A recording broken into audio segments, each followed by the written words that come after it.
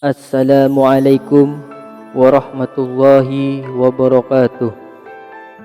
Innal hamdalillah wassalatu wassalamu ala Rasulillah Sayyidina Muhammad ibni Abdillah wa ala alihi wahbihi wa mawalah.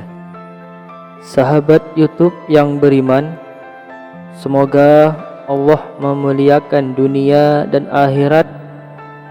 Alhamdulillah, dengan izin Allah kita bisa bertemu kembali di channel ini. Mudah-mudahan bertemunya kita di sini merupakan amal soleh, sehingga kita bisa bertawassul dengan amal yang soleh tersebut. Setiap makhluk di bumi ini sudah dijanjikan rezekinya oleh Allah Subhanahu wa ta'ala, tidak terkecuali manusia. Seperti disebutkan dalam firman Allah Quran Surat Hud ayat 11 yang artinya, dan tidak ada satupun makhluk melata di muka bumi kecuali Allah yang memberikan rezekinya. Ada kalanya seorang merasa sulit rezekinya, bertahun-tahun tidak mendapat penghasilan, padahal telah berusaha.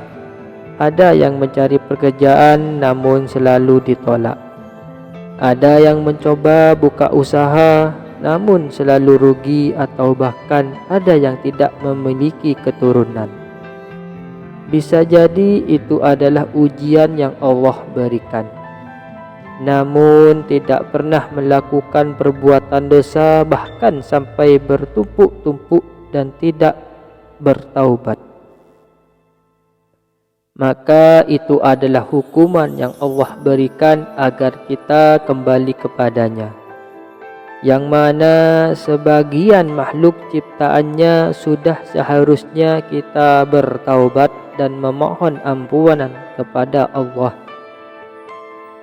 Dalam kehidupan sehari-hari tidak jarang seseorang melakukan perbuatan yang tanpa disadari ternyata dapat menghambat datangnya rezeki.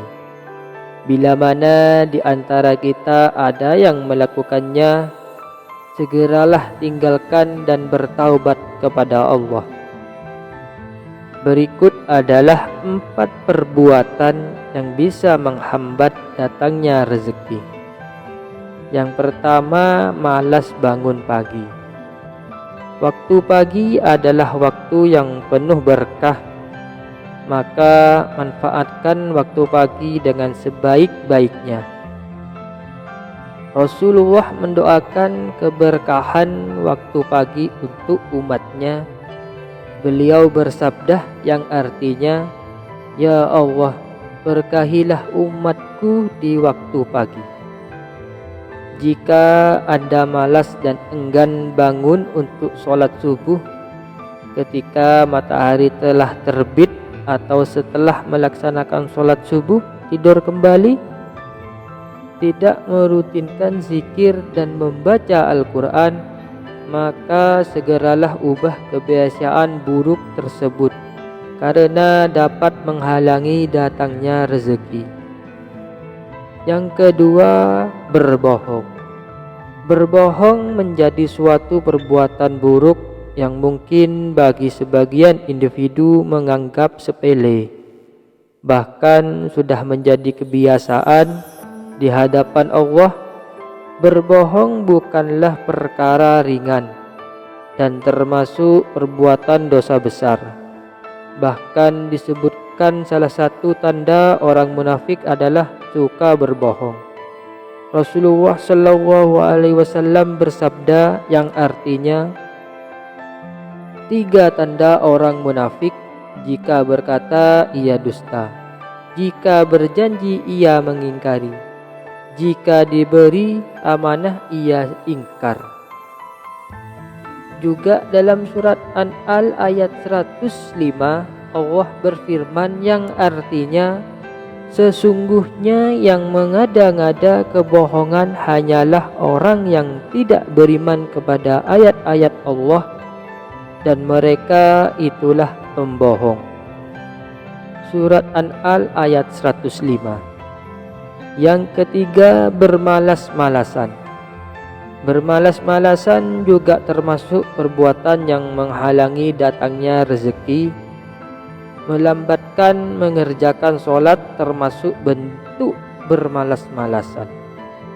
Suatu ketika Imam Ahmad pernah ditanya mengenai status seseorang yang kerjanya hanya duduk saja di rumahnya atau hanya berdiam di masjid.